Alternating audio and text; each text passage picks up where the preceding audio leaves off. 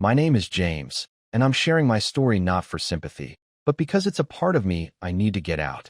It's about how I lost everything, only to find a new kind of truth and purpose. It all started with Maria. We met during our sophomore year of college. She wasn't just beautiful. She had this charisma that could pull anyone into her orbit. She was the life of every party, the one everyone wanted to be around. And somehow, she chose me. I was the quiet guy, more into books and late-night debates. Maria was pure energy, like a firework that lit up the night sky. Within a year, I was convinced she was the one. We got married in a small, perfect ceremony. The first few years of marriage were everything I dreamed of. We moved into a cozy house in the suburbs, started our careers, and talked endlessly about the future. Maria wanted kids, and so did I. When we found out she was pregnant with Leo, I felt like I'd won the lottery. The day Leo was born was the happiest day of my life. Holding him in my arms, seeing his tiny fingers wrap around mine, I knew my purpose. I was a dad, and I loved every second of it. Leo grew up to be a bundle of joy, always laughing, always curious. He had Maria's bright eyes and her knack for making people smile. I couldn't have been prouder. I threw myself into being the best father I could be. Late-night feedings, diaper changes, bedtime stories, I was there. But as the years went by, something shifted. Maria began to change. At first, it was subtle, longer hours at work, more nights out with friends. She'd come home distracted, her phone always buzzing. I wanted to believe her when she said she was just stressed, so I did. Then came the day that shattered everything. It was a Saturday afternoon, and I was cleaning up when I found a sealed envelope in her desk drawer with the words DNA test results on the front. My heart stopped. I don't know what made me open it, but the truth was far worse than I could have imagined. The results were clear as day. Leo wasn't mine. My world crumbled. Every memory, every laugh, every moment of our life felt like a lie. Why would Maria do this? Did she know all along? Who was Leo's father? When she and Leo came home, I couldn't bring myself to say anything. I watched her laugh and play with him like everything was normal while my entire world was crumbling. For days, I kept the secret to myself, trying to figure out what to do. Part of me wanted to confront her, but another part couldn't bear the thought of tearing our family apart. Eventually, the weight became too much. One evening, I sat Maria down and showed her the test results. Her face went pale, and she broke down, sobbing uncontrollably. She admitted to a brief affair early in our marriage with a coworker. She swore she didn't know Leo wasn't mine until recently, and said she hadn't meant to hurt me. Her words felt hollow. How could she not know? How could she keep this from me for so long? That night, I made a decision. I couldn't stay. I packed a bag, wrote a note saying I needed time to think, and left. I didn't know where I was going, but I knew I couldn't stay in that house surrounded by memories that now felt like lies. When I left, I didn't have a plan. I just drove. The miles blurred together as I tried to process everything. I ended up in a small town a few states away where no one knew me. I wanted to disappear, to bury the man I used to be and start fresh. I found work as a handyman. It wasn't anything like the corporate job I'd had before, but it kept me busy. I rented a small apartment and kept to myself. For a while, I convinced myself this was what I needed, a clean slate, free from lies and betrayal. But the ghosts of my old life never left. Every time I saw a father with his kid, I thought of Leo. Did he wonder where I'd gone? Did he miss me? I hated myself for leaving him, but I didn't know how to go back. Months turned into years. I built a new routine, a new identity. To everyone around me, I was just James, the quiet guy who fixed things and kept to himself. I didn't let anyone get close. Trusting people felt like a trap, a way to get hurt all over again. Then one day, everything changed. I came home to find a letter slipped under my door. My heart stopped when I saw the handwriting. It was Maria's. For a moment, I thought about tearing it up, but curiosity, or maybe masochism, got the better of me. I opened the envelope and pulled out a single page. It wasn't long, just a few sentences. She begged me to come back, said she'd been searching for me for years. She wrote about Leo, how he asked about me every day, how he missed his dad. She said she was sorry, that she'd do anything to fix things. I didn't know what to feel. Part of me wanted to ignore it, to let her suffer the way I had. But another part of me couldn't deny that I still loved Leo. No matter what, he was my son in my heart, even if the DNA test said otherwise. I crumpled the letter and threw it in the trash, but that night, I couldn't sleep. Her words kept replaying in my mind, and for the first time in years, I started to wonder, could I really stay gone forever? For days after getting Maria's letter, I was restless. No matter how much I tried to push her words out of my head, they stuck. I kept replaying her apology, her plea about Leo. Did he really miss me? Did he even understand why I was gone? The thought of him asking for his dad made my chest tighten in a way I hadn't felt in years. But then the anger came roaring back. How dare she drag him into this? She was the one who tore us apart, who lied to me for years. Eventually, curiosity won. I needed answers, not for Maria's sake, but for my own. Ignoring her letter wasn't enough to make the pain go away. I had to confront it head on. I called an old friend from back home, Ben. "James," he said, his voice cautious. "Man, where the hell have you been?" I kept it short, told him I needed to know what was going on. He hesitated, but I pressed him. "Ben, I need to know.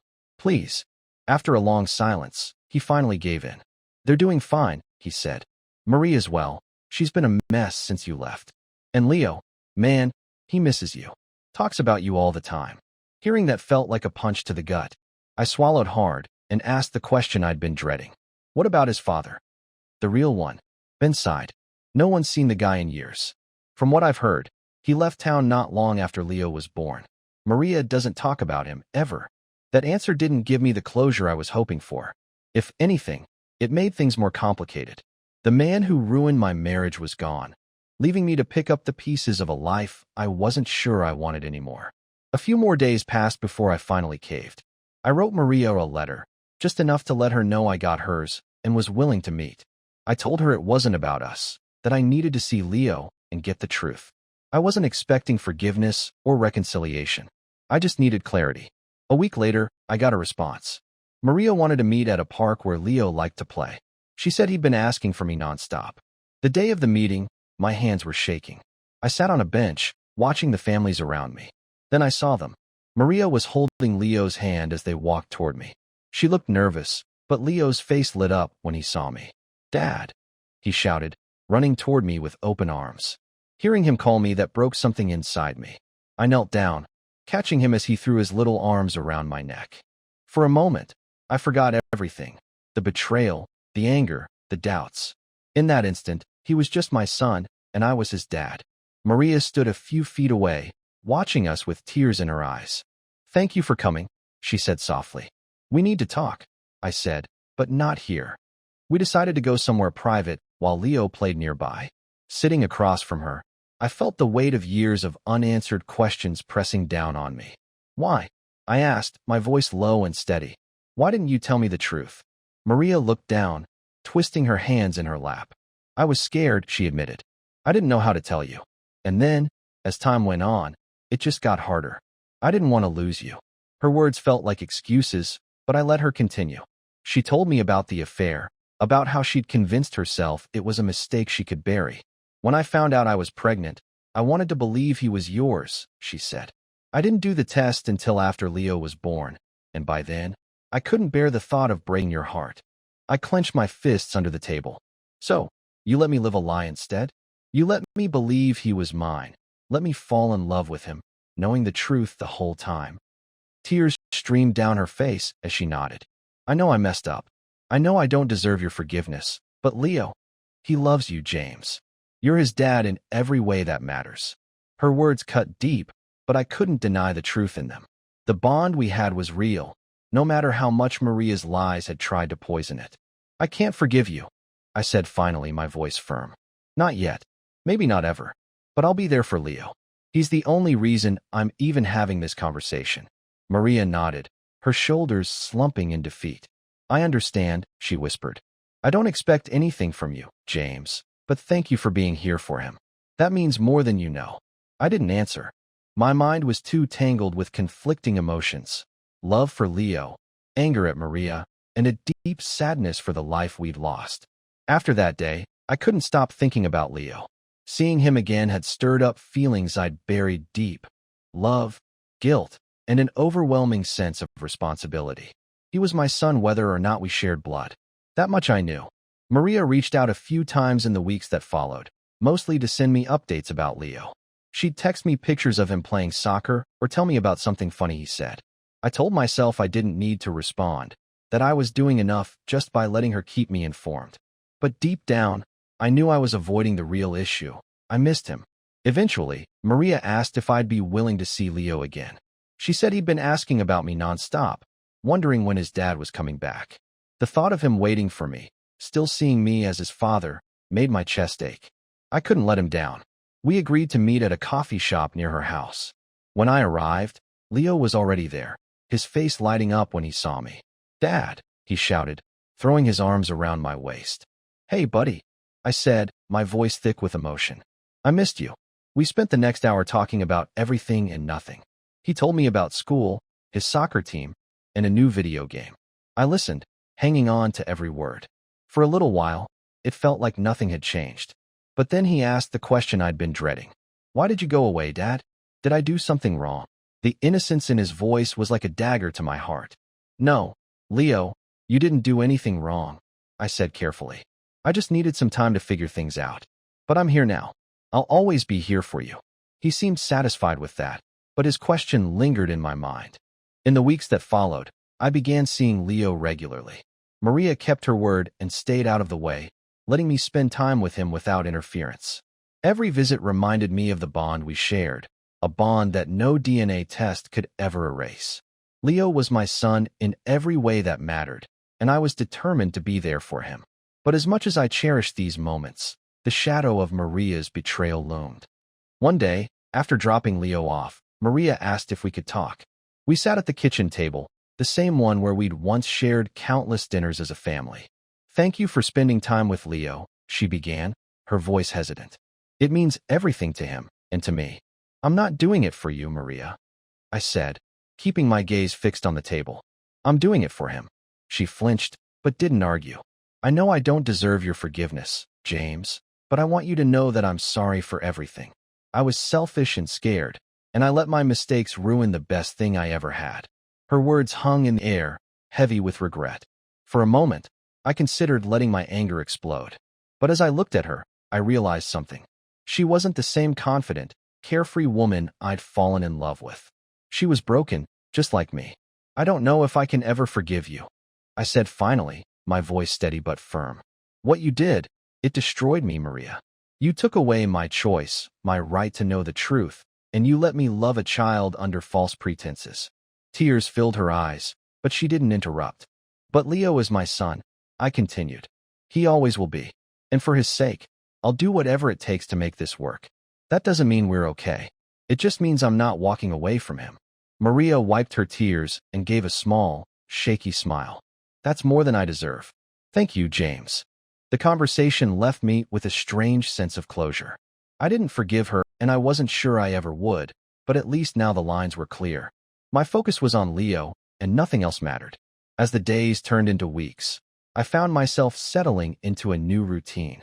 I'd spend time with Leo every weekend, and he was thriving. But as much as I tried to move forward, the past kept pulling me back. One evening, while helping Leo build a model car, he asked a question that caught me off guard. "Dad, why don't you live with us anymore?" I froze, the small pieces of the model slipping from my hands. I'd known this question would come eventually, but I wasn't prepared for it. I needed some space, buddy," I said carefully. "Your mom and I have some things we need to figure out." He frowned. "But you still love me, right?" "Of course I do," I said quickly, pulling him into a hug. "I love you more than anything, Leo. That will never change." He seemed satisfied with that, but his question lingered in my mind. In the weeks that followed, I began seeing Leo regularly. Maria kept her word and stayed out of the way, letting me spend time with him without interference. Every visit reminded me of the bond we shared, a bond that no DNA test could ever erase. Leo was my son in every way that mattered, and I was determined to be there for him. But as much as I cherished these moments, the shadow of Maria's betrayal loomed. One day, after dropping Leo off, Maria asked if we could talk. We sat at the kitchen table, the same one where we'd once shared countless dinners as a family. "Thank you for spending time with Leo," she began, her voice hesitant. "It means everything to him, and me." "I'm not doing it for you, Maria," I said, keeping my gaze fixed on the table. "I'm doing it for him." She flinched, but didn't argue. I know I don't deserve your forgiveness, James, but I want you to know that I'm sorry for everything. I was selfish and scared, and I let my mistakes ruin the best thing I ever had. Her words hung in the air, heavy with regret. For a moment, I considered letting my anger explode. But as I looked at her, I realized something. She wasn't the same confident, carefree woman I'd fallen in love with. She was broken, just like me. I don't know if I can ever forgive you, I said finally, my voice steady but firm. What you did, it destroyed me, Maria. You took away my choice, my right to know the truth, and you let me love a child under false pretenses. Tears filled her eyes, but she didn't interrupt. But Leo is my son, I continued. He always will be. And for his sake, I'll do whatever it takes to make this work. That doesn't mean we're okay. It just means I'm not walking away from him. Maria wiped her tears and gave a small, shaky smile. That's more than I deserve. Thank you, James. The conversation left me with a strange sense of closure. I didn't forgive her, and I wasn't sure I ever would, but at least now the lines were clear. My focus was on Leo, and nothing else mattered. As the days turned into weeks, I found myself settling into a new routine. I'd spend time with Leo every weekend, and he was thriving. But as much as I tried to move forward, the past kept pulling me back. One evening, while helping Leo build a model car, he asked a question that caught me off guard. Dad, why don't you live with us anymore? I froze, the small pieces of the model slipping from my hands. I'd known this question would come eventually, but I wasn't prepared for it. I needed some space, buddy, I said carefully. Your mom and I have some things we need to figure out. He frowned. But you still love me, right? Of course I do, I said quickly, pulling him into a hug. I love you more than anything, Leo. That will never change.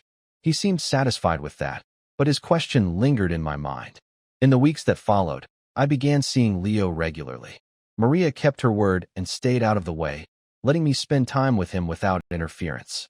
Every visit reminded me of the bond we shared, a bond that no DNA test could ever erase. Leo was my son in every way that mattered, and I was determined to be there for him. But as much as I cherished these moments, the shadow of Maria's betrayal loomed. One day, after dropping Leo off, Maria asked if we could talk. We sat at the kitchen table, the same one where we'd once shared countless dinners as a family. Thank you for spending time with Leo, she began, her voice hesitant. It means everything to him, and to me. I'm not doing it for you, Maria, I said, keeping my gaze fixed on the table. I'm doing it for him. She flinched, but didn't argue. I know I don't deserve your forgiveness, James, but I want you to know that I'm sorry for everything. I was selfish and scared, and I let my mistakes ruin the best thing I ever had.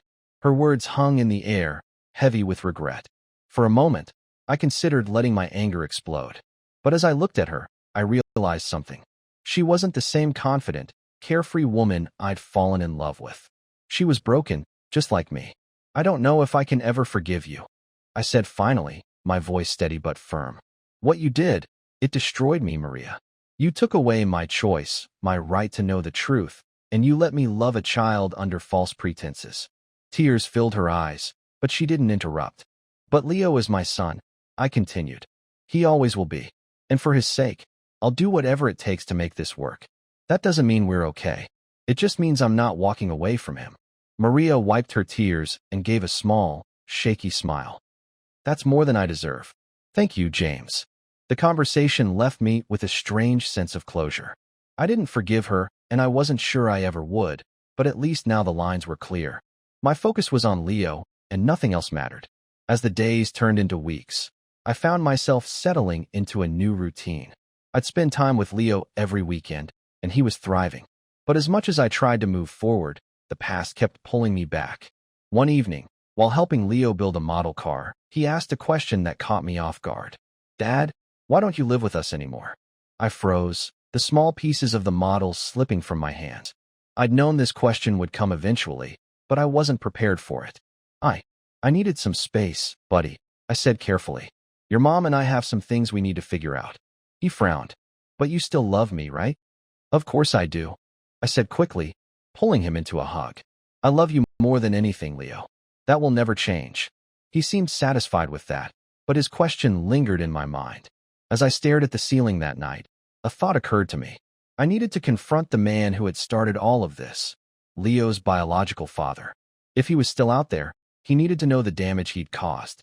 I found his name on the DNA test results, and a quick search led me to an old LinkedIn profile. His name was Peter. He had moved to another state and started a new career.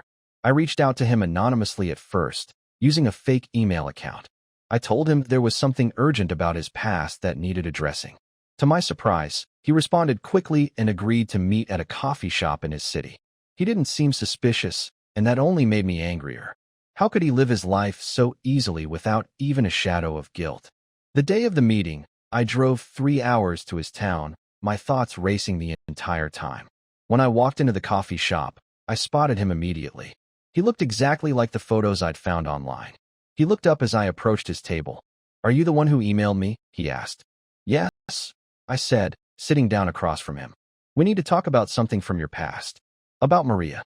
"And Leo." His face froze for a moment, but he quickly recovered, leaning back in his chair. "Maria," he repeated, a faint smirk tugging at the corner of his mouth. "I haven't heard that name in a long time.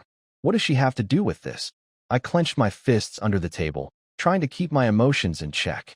"She's my wife, or at least she was. And Leo, he's your son." That wiped the smirk off his face. His eyes widened slightly, and he leaned forward, lowering his voice. "What are you talking about? I haven't seen Maria in years." "You know exactly what I'm saying," I interrupted, my voice cold. "She got pregnant while she was married to me.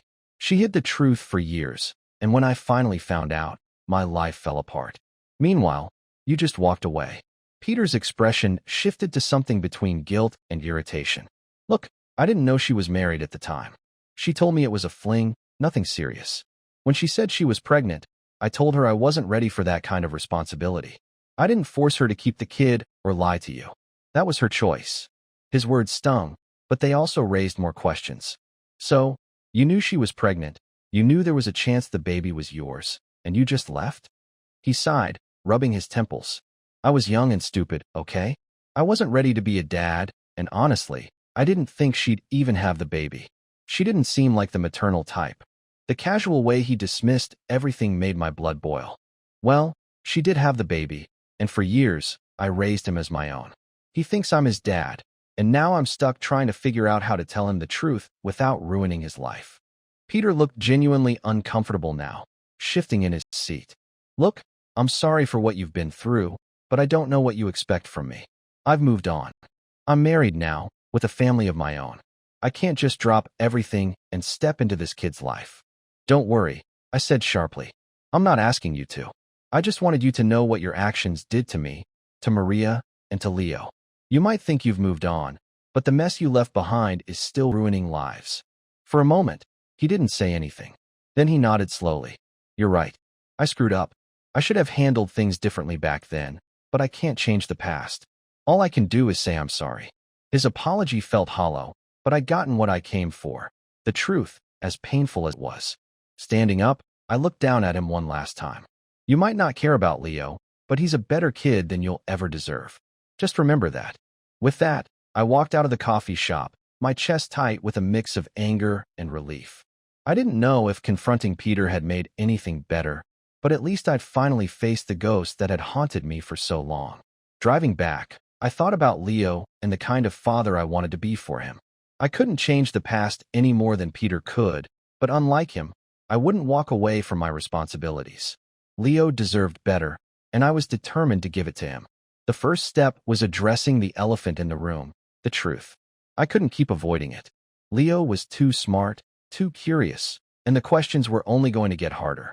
I decided to talk to Maria first. This was something we needed to handle together. The next weekend, after my usual visit with Leo, I asked Maria to meet me outside. We stood in her driveway, the late afternoon sun casting long shadows. She looked nervous, clutching her arms like she was bracing for bad news. "We need to tell him," I said bluntly. "Not the full story, not yet, but he deserves to know some of the truth.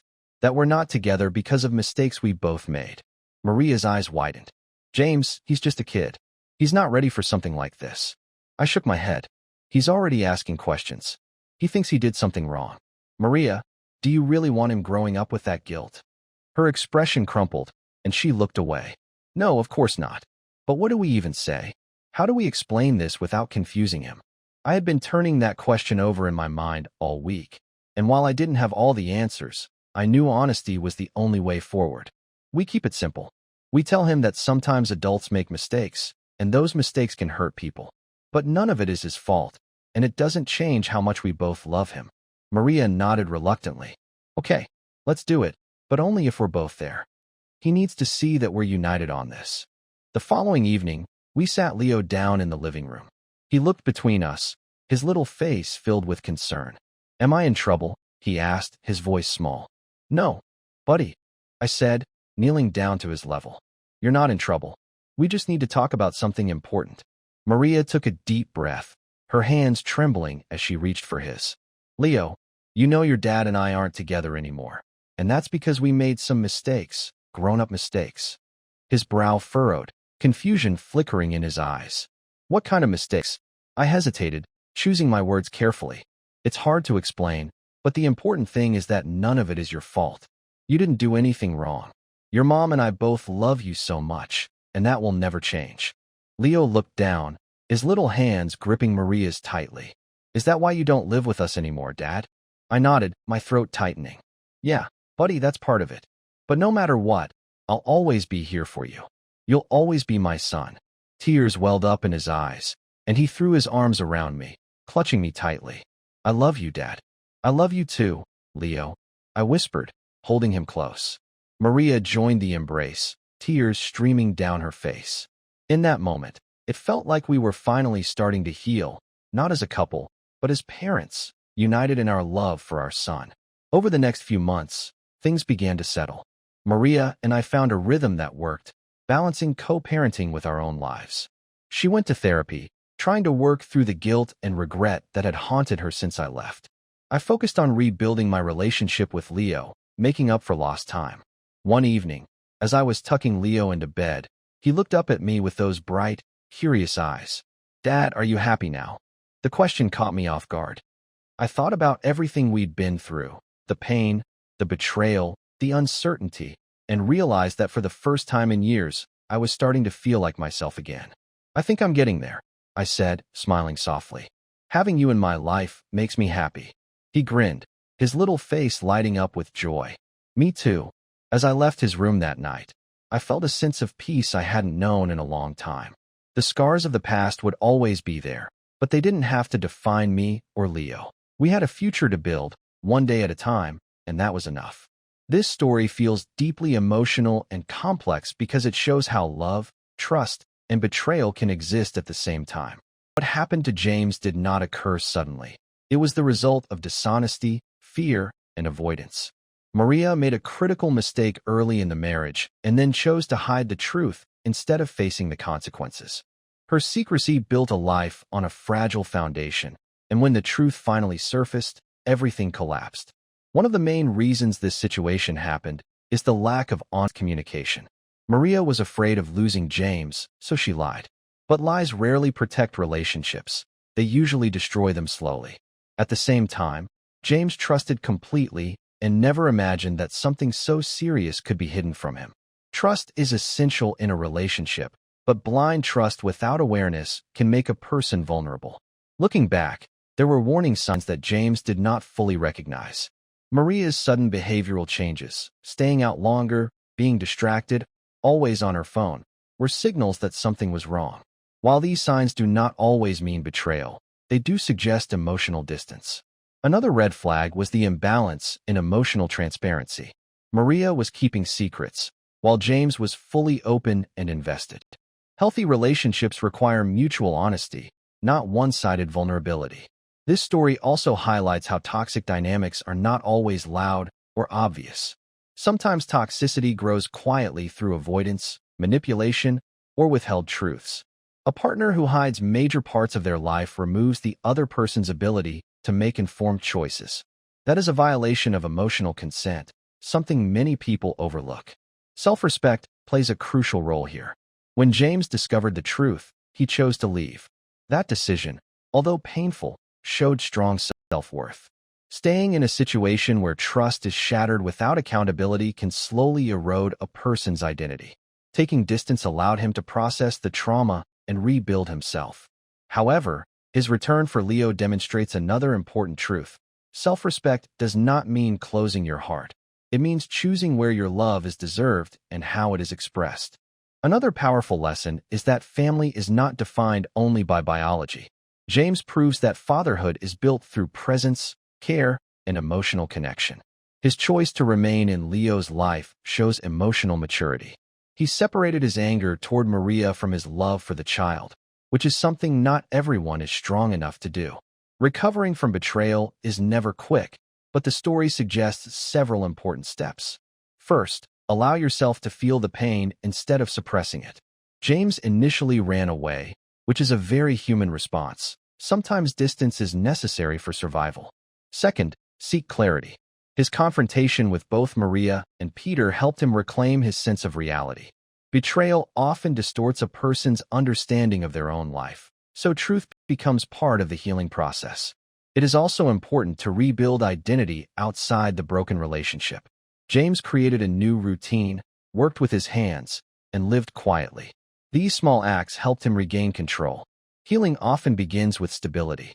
Another key step is setting boundaries. James made it clear that his relationship with Maria would never be the same. Forgiveness is not an obligation. Sometimes acceptance is enough. What matters is protecting your emotional well-being while deciding what role, if any, the other person will play in your life. Perhaps the most meaningful takeaway is that pain can reshape a person without destroying them. James did not let betrayal turn him bitter or detached. Instead, he chose responsibility, compassion, and growth. That is resilience. For readers, the story is a reminder to pay attention to discomfort in relationships, to value honesty even when it is difficult, and to never sacrifice self-respect to preserve the illusion of happiness. At the same time, it shows that even after profound betrayal, life does not end. It transforms. Trust may never look the same again, but new forms of love and purpose can still emerge. In the end, this is not only a story about deception. It is a story about choice. The choice to remain a father, the choice to heal, and the choice to move forward without letting the past define the future.